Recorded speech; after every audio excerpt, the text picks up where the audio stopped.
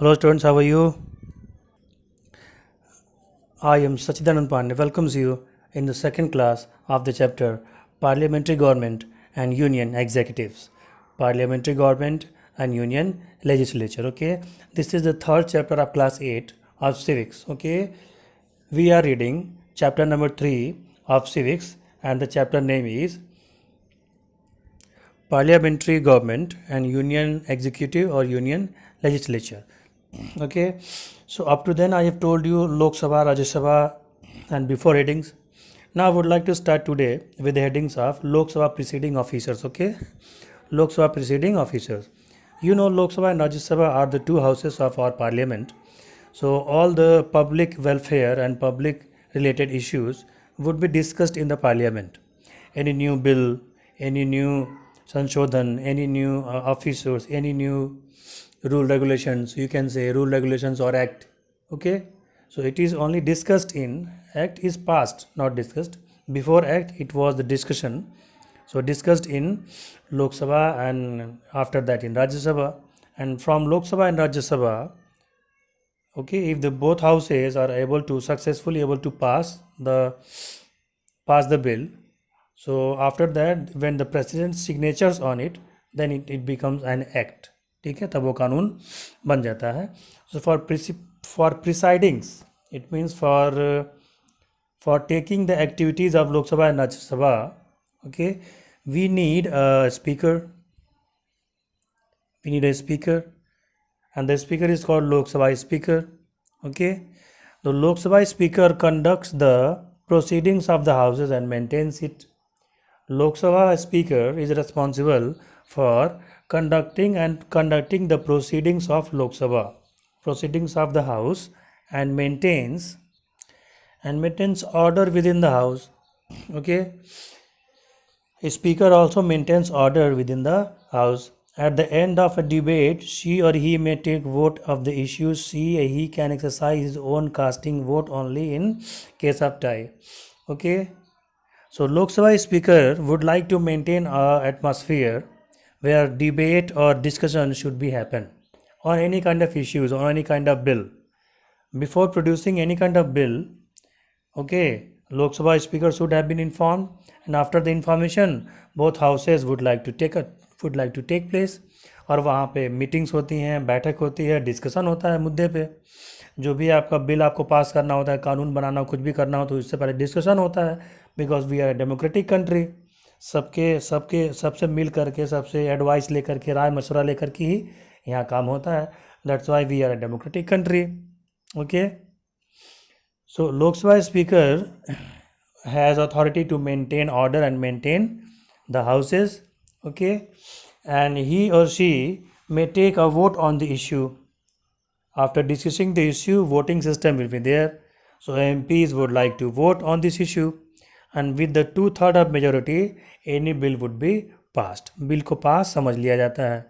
जितने total members रहे आपके हाउस में, 2/3 अगर उसके उस बहस के पक्ष में है, डिस्कशन के पक्ष में है, ठीक है, तो हो सकता है अगर डिस्कशन के बाद वोट पड़ता है और वोट अगर टाई हो जाता है, ठीक है, यानी वो इश्यू के अगेंस्ट भी उतने वोट पड़े जितने इश्यू के फेवर में वोट पड़े. ठीक है, अगेंस्ट और फेवर में यही दोनों में वोट पड़ते हैं. तो अगर टाई हो जाता है, बराबर हो जाता है, तो Lok Sabha speaker would like to cast his own vote, तो लोकसभा का स्पीकर भी वोट दे सकता है. ओके, उनके हेल्प के लिए एक डेप्यूटी स्पीकर भी रहते हैं. जैसे कैप्टन के लिए है, KL के लिए वाइस कैप्टन रहते हैं, DM के हेल्प के लिए SDM साहब रहते हैं, वैसे स्पीकर के हेल्प के लिए एक डेप्यूटी स्पीकर भी रहते हैं. और डेप्यूटी स्पीकर, अगर लोकसभा स्पीकर की तबीयत नहीं सही है, ठीक है, वो अस्वस्थ हैं या कोई और इश्यू है, तो प्रोसीडिंग्स को वो जारी रख सकता है.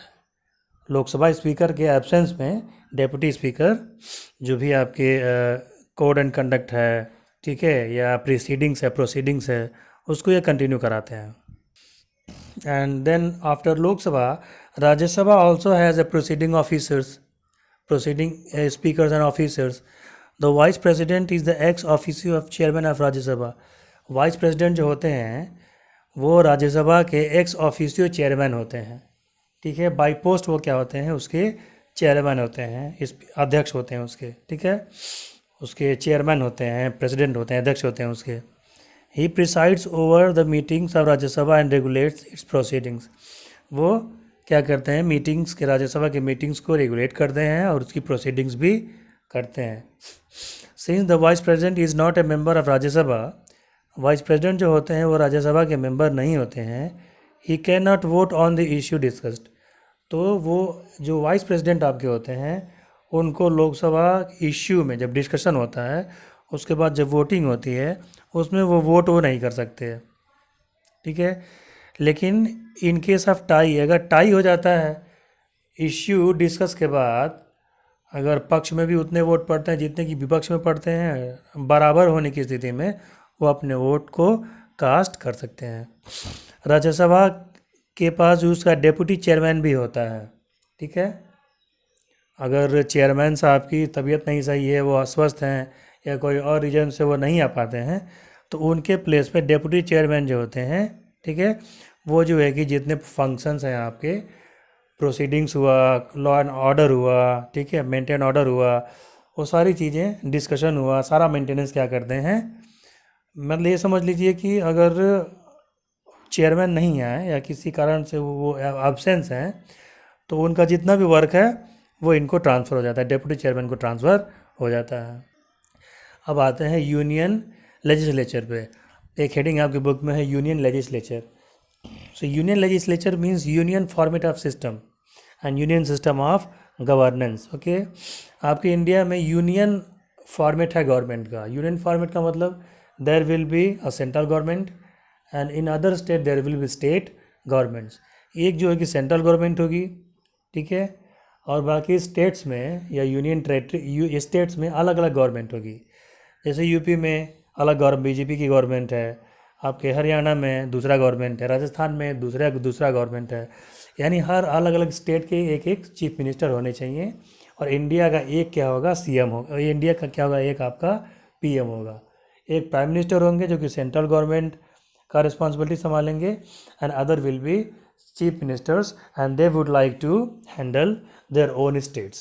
So this format of system, this governance of system is called union system of governance or union legislature or union executives. Okay, in union executives power has been distributed. Decentralization of powers, decentralization of powers का distribution. It means power has been distributed to the states also. The chief minister of every state has also given some powers, and Prime Minister of India as a central government, he is also some powers. Okay, so there is a combination of state government and central government. Central government would like to help state governments, and state governments would like to do the welfare issue, to do the public works, and do a lot of work in the favor of people of India, in the favor of the state's people. Okay, so our constitution says that in India there will be a president of India. हमारा constitution कहता है कि India का एक राष्ट्रपति होगा, एक president होगा. Okay, when there be president तो what should be qualification of president? अगर president होगा तो qualification क्या होगी?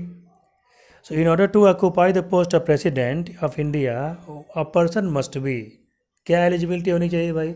ऐसे कोई भी तो मुंह उठा के प्रेसिडेंट तो बन नहीं सकता. Citizen of India.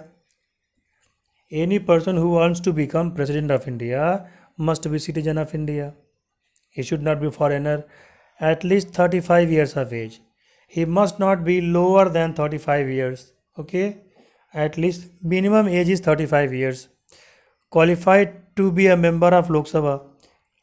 Okay, he should have the capacity or quality of becoming Lok Sabha member. लोक सभा मेंबर बनने की उसके पास क्वालिफिकेशन होनी चाहिए. He or she must also not hold any post of office under central, state, local government. He should not be a government employee, central government employee, state government employee, or he should not do any kind of government work. Government से किसी प्रकार का post वो ना लिया हो, यानी उसको सैलरी गवर्नमेंट की तरफ से ना मिलती हो. कोई भी लाभ का पोस्ट जिससे एडवांटेज होता हो, जिससे उसकी इनकम होती हो सैलरी के रूप में, वो नहीं होना चाहिए. He should not a member of parliament, वो किसी पार्लियामेंट का मेंबर नहीं होना चाहिए, ना स्टेट पार्लियामेंट का, ना ही सेंट्रल पार्लियामेंट का, ठीक है, यानी ना एमएलए हो ना एमपी हो, ठीक है। अब बात कर लेते हैं प्रेसिडेंट के टेन्योर की। टेन्योर का मतलब होता है his timings, okay. President should be appointed, okay, and president should be appointed, and his tenure should be of 5 years, okay. Up to 5 years he can become the president of India. Anyone can become the president of India for 5 years. But if before 5 years he would like to cross the age of 62, okay, then he would like to complete 5 years. So timings of president is 5 years, okay. What about the salary of president? So 5 lakh rupees. 5 lakh rupees per month is the salary of our president of India, and along with that many kind of facilities is also given to president of India. Facilities, okay, incentives are given, free electricity facility, free phone facility, okay, Z plus security, many things, many facilities will be given to our president of India, okay. Next is vice president, okay. Now the next heading is powers of president, work of president, powers of presidents, okay. Powers of president, mean how many powers of president has been given to the president. President को क्या क्या power दिया गया है, okay. So the first is executive powers. What is that? Executive powers, okay. Executive powers. So in executive powers, president can appoint prime minister, appoint PM. president क्या करता है? He can appoint PM. PM कौन बनेगा? इसका नाम जो है कि president आपको appoint कर सकता है, okay. Number 2, on the advice of the prime minister, he or she appoint other ministers. Means appointment of other ministers. It means in our country so many ministers are there: electricity minister, human HRD minister, defense minister, okay, industry minister, okay, महिला एवं बाल विकास minister, okay, law ministers, ठीक है। जितने सारे department होते हैं उतने में एक मिनिस्टर दे दिए जाते हैं, वो अपने अपने डिपार्टमेंट को संभालते हैं, और फॉलोअप किसको देते हैं? प्रेसिडेंट को देते हैं। तो प्राइम मिनिस्टर के एडवाइस पे प्रेसिडेंट इन सब मिनिस्टर्स की अपॉइंटमेंट भी करते हैं। उसके बाद क्या है? He appoint the governors of states, ठीक है। स्टेट में जो गवर्नर्स होते हैं, ठीक है, governor, in Hindi you can say राज्यपाल।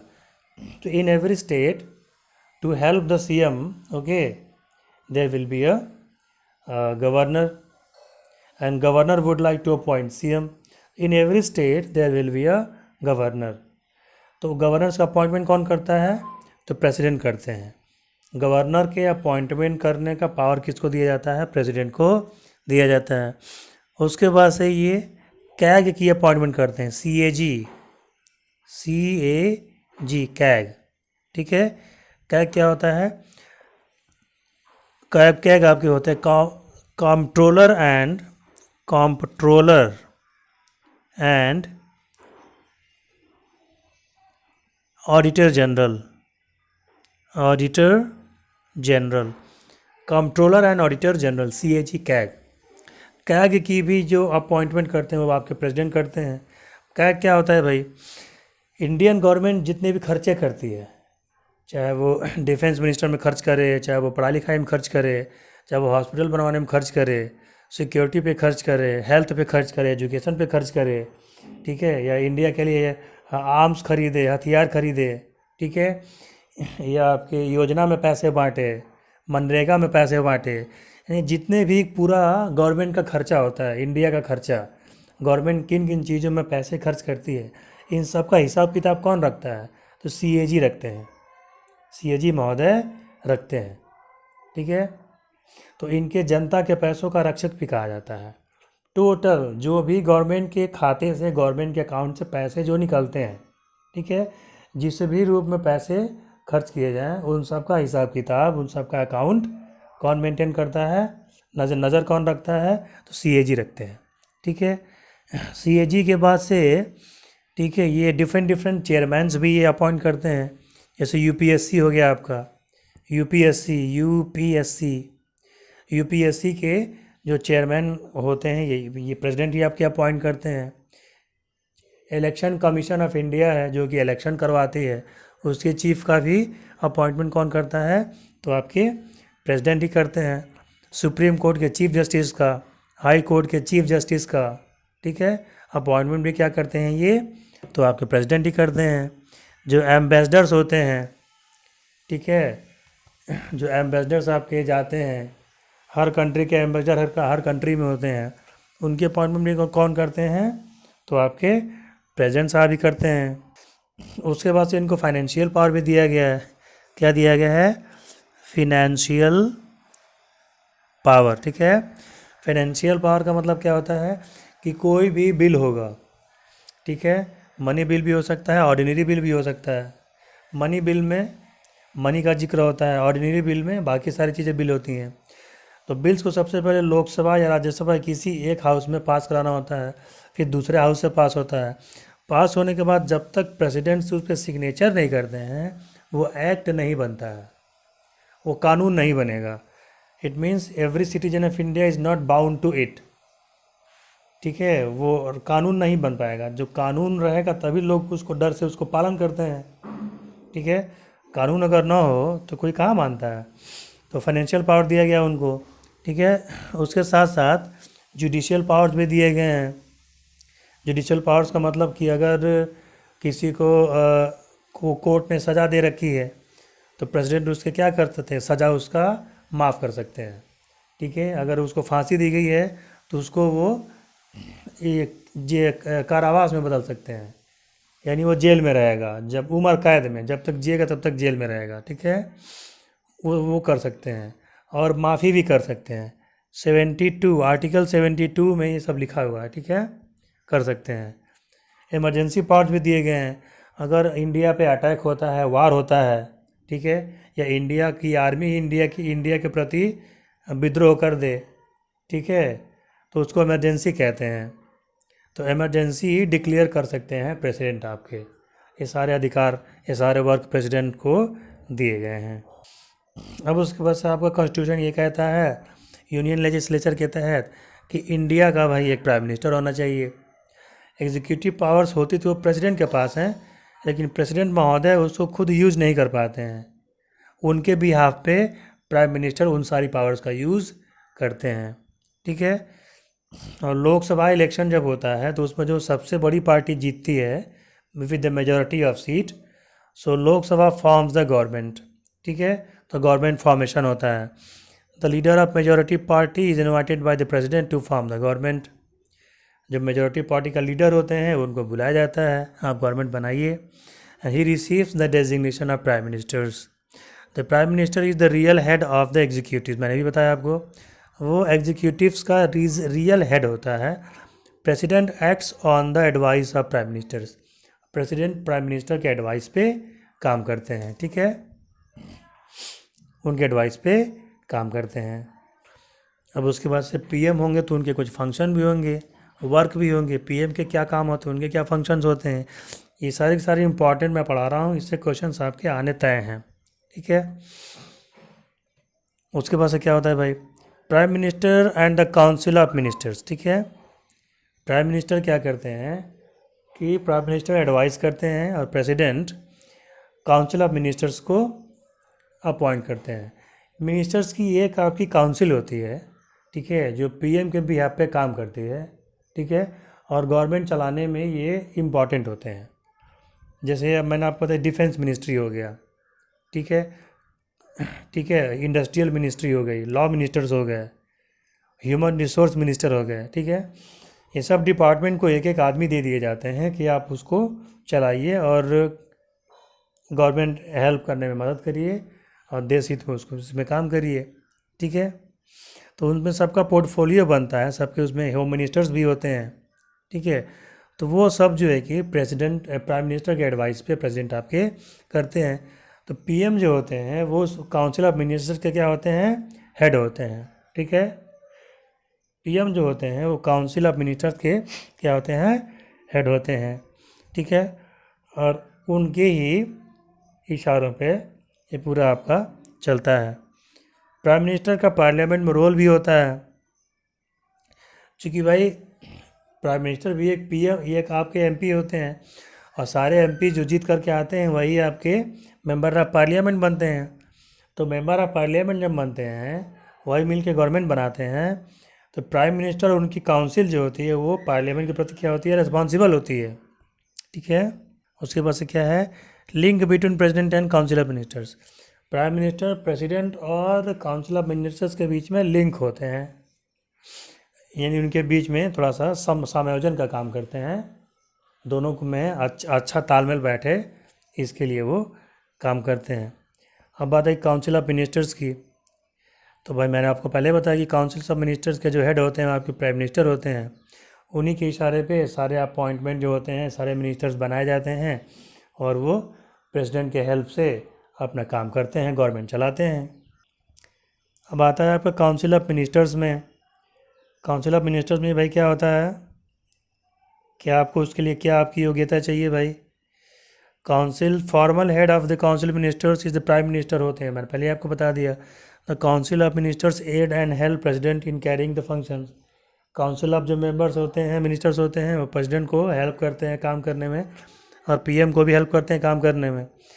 तो इनके लिए क्वालिफिकेशन क्या होना चाहिए, ठीक है। एज काउंसिल ऑफ मिनिस्टर यानी मिनिस्टर बनने के लिए क्या होना चाहिए, तो a member of either of to houses, ठीक है, या तो लोकसभा के या तो राज्यसभा के वो मेंबर होने चाहिए, ठीक है।